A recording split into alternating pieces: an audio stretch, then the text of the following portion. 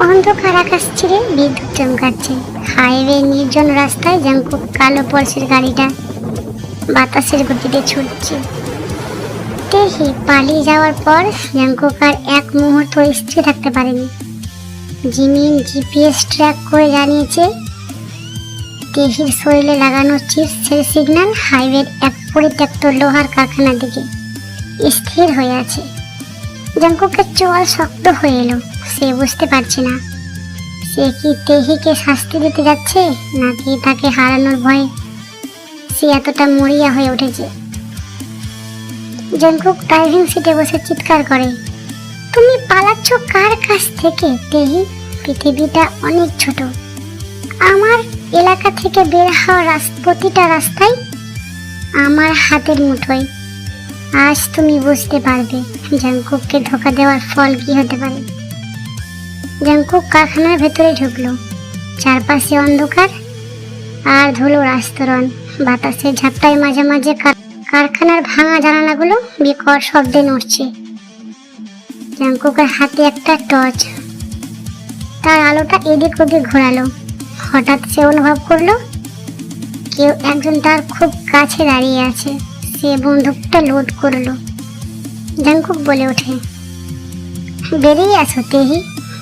আমি জানি তুমি এখানে আছো। লুকোচুরি খেলে লাভ নেই, কারণ আজকে রাতটা তোমার জীবনের শেষ রাত হতে পারে।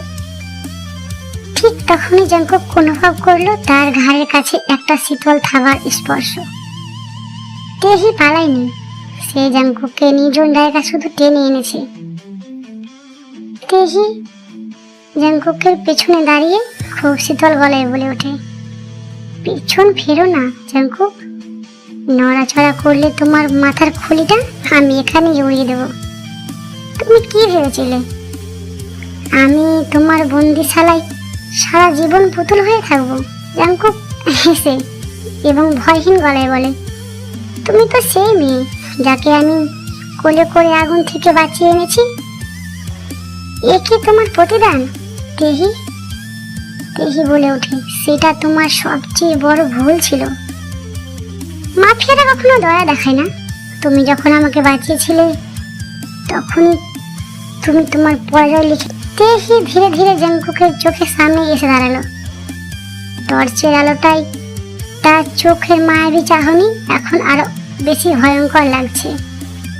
সে জাংকুকের কাছে গিয়ে তার গলাটা ঠিক করে দিল। বলে উঠলো, জিমিন তোমাকে যে ফাইলটা দিয়েছিল সেটা ছিল একটা সাজানো নাটক। তোমার টিমের ভেতরে এমন কেউ আছে যে আমার সাথে হাত মিলিয়েছে? আমি তেহি নই, আমি হলাম আন্ডারওয়ার্ল্ডের ব্ল্যাক রোজ। আর আমার কাজ ছিল তোমাকে তোমার ডেরা থেকে বের করে এই ফাঁদে নিয়ে আসা। জাংকুক হতবাক হয়ে বলে, জিমিন? অসম্ভব, সে আমার জন্য রক্ত দিতে পারে। তেহি বলে ওঠে, রক্তের চেয়ে টাকার রং অনেক বেশি আকর্ষণীয় জাংকুক। দেখো তোমার চারপাশটা একবার। হঠাৎ কারখানার চারপাশটা আলোয় ভরে গেল। কয়েক ডজন শস্ত্র হাতি গার্ড জাংকুককে ঘিরে ফেলেছে। আর তাদের মাঝখান থেকে বেরিয়ে এলো স্বয়ং মিস্টার কিম। তার মুখে এক কুটিল বিজয়ের হাসি। জাংকুক বুঝতে পারল সে যাকে বন্দি ভেবেছিল আসলে সে নিজেকে এখন মায়া জালে বন্দি করে ফেলেছে। মিস্টার কিম ভারী গলায় বলে ওঠে, স্বাগতম জাংকুক। আমার মেয়ে তোমাকে খুব সুন্দরভাবে আমার ডেরায় নিয়ে এসেছে। এখন তোমার সামনে শুধু দুটো পথ, হয় আমার গোলাম হয়ে থাকো, না হলে এই কারখানায় হবে তোমার কবরস্থান। জাংকুক ভয় পেল না, বরং সে সজোরে হাসতে লাগলো। সেই হাসিতে এমন কিছু ছিল যা তেহিকে কিছুটা আতঙ্কিত করে তুলল। জাংকুক তার পকেট থেকে একটা ছোট্ট রিমোট বের করলো। জাংকুক বলে ওঠে, মিস্টার কিম, আপনি হয়তো ভেবেছেন আপনি আমাকে ধরে ফেলেছেন, কিন্তু আপনি ভুল করছেন।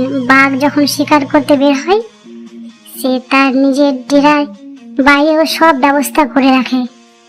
এই কারখানাটা ঠিক নিচে ডাইনামাইট সেট করা আছে। আর রিমোটটা এখন আমার হাতে। তেহি আতঙ্কে চিৎকার করে ওঠে, বল জাঙ্কুক, তুমি পাগল হয়েছো? এখানে এখানে আমরা সবাই মারা যাব। জাঙ্কুক তেহির চোখের দিকে তাকিয়ে বলে, আমি তো একা যাব না তেহি, তোমাকে সাথে নিয়েই মরবো।